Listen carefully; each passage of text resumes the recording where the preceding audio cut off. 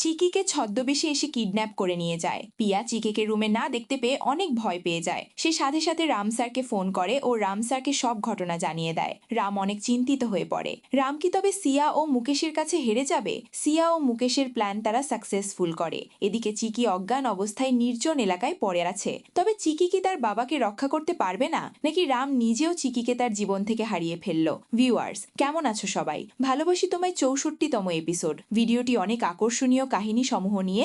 আজকের ভিডিও পর্বের শুরুতে আমরা দেখতে পাই চিক্কির বাড়িতে মুকেশ ডেলিভারি বয়ের ছদ্মবেশে মাস্ক পরে চিক্কির বাড়িতে ঢোকে। চিক্কি সেখানে উপস্থিত হতেই মুকেশ তাকে আক্রমণ করে। চিকি মুকেশের হাত থেকে রক্ষা পাওয়ার জন্য অনেক চিল্লাচিল্লি করে, কিন্তু চিকি কিছুতেই মুকেশের হাত থেকে রক্ষা পায় না। এরপরেই মুকেশ ক্লোরোফর্ম মেডিসিন দিয়ে চিকিকে অজ্ঞান করে ফেলে ও তারপর চিকিকে কাঁধে তুলে নিয়ে সেখান থেকে পালিয়ে যায়। সিয়ার ষড়যন্ত্র। সিয়া নিজের ঘরে বসে নখ পালিশ করছিল। হঠাৎ সিয়ার ফোন আসে। সিয়া তার ষড়যন্ত্র সফল করার জন্য আন্নাপূর্ণার কাছে অসুস্থতার নাটক করে এবং কান্নাকাটি করে বলে, দাদিমা, আমি খুব মানসিক চাপে আছে। সিয়া চায় আন্নাপূর্ণার জন্য রামের বিরুদ্ধে তার পাশে থাকে। আন্নাপূর্ণা সিয়াকে আশ্বস্ত করে বলেন যে আমি থাকতে সিয়া ওর কোনো ক্ষতি হবে না। আন্নাপূর্ণা নিজে নিজে কথা বলছেন। তিনি রামের ওপর খুব বিরক্ত।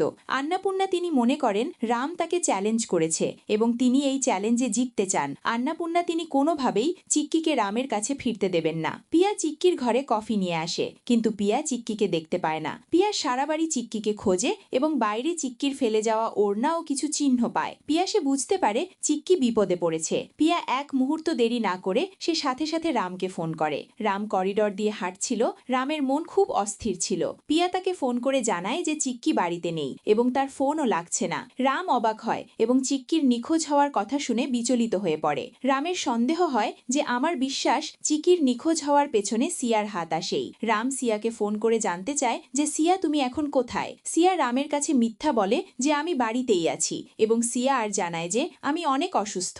রাম তাকে জিজ্ঞাসা করে তার কাছে কেউ এসেছিল কিনা। সিয়া সব অস্বীকার করে এবং রামের ওপর উল্টো রাগ দেখায়। ফোন রাখার পর সিয়া মনে মনে হাসে এবং রামকে হারানোর পরিকল্পনা করতে থাকে। সুগন্ধা কুড়ো অগস্তি পরিবারের বড় আন্নাপূর্ণা অগস্তির কাছে এসে সুগন্ধার নরম গলায় আন্নাপূর্ণাকে বলে, মা, আর রেগে থাকবেন না, আসুন খাবার খেয়ে নিন। খাবার না খেলে আপনার শরীর অসুস্থ হয়ে পড়বে। আন্নাপূর্ণা বলে, আমি কোনো কিছুই খাবো না, আমি তোমাদের সবার ওপর অনেক রেগে আছি। সুগন্ধা তখন আন্নাপূর্ণা তার কাছে ক্ষমা চায় ও সুগন্ধা বলে, মা, আমাকে ক্ষমা করে দিন। আজ থেকে আমরা এই অগস্তি পরিবারের সবাই আপনার পছন্দকেই সম্মান করব।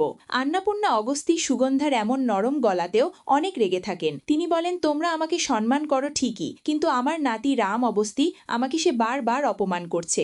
সুগন্ধা বলে, মা, রাম কার জন্য আপনাকে অপমান করছে আমাকে বলুন। আন্নাপূর্ণা নরম গলায় বলে, রাম চিকির হয়ে সে আমাকে চ্যালেঞ্জ করছে ও অপমান করছে, যা আমি কিছুতেই সহ্য করতে পারছি না। এভরিওয়ান, এদিকে আমরা দেখতে পাই মুকেশ চিকিকে কিডন্যাপ করে নিয়ে এসে চিক্কিকে নির্জন একটা জায়গায় বেঁধে রেখেছে। চিক্কি তখনও অজ্ঞান অবস্থায়। আর ঠিক সেই মুহূর্তেই মুকেশ সেখানে এসে উপস্থিত হয় এবং মুকেশ চিক্কির মুখ থেকে মাস্ক ও টুপি খুলে দেয়। মুকেশ চিক্কিকে দেখে অনেক রাগান্বিত হয়। মুকেশের চোখে তার প্রতিশোধের রাগ ও নেশা দেখা যায়। তো ভিউয়ার্স, এই ছিল আজকের ভালোবাসি তোমায় এপিসোডের ধামাকা পর্ব।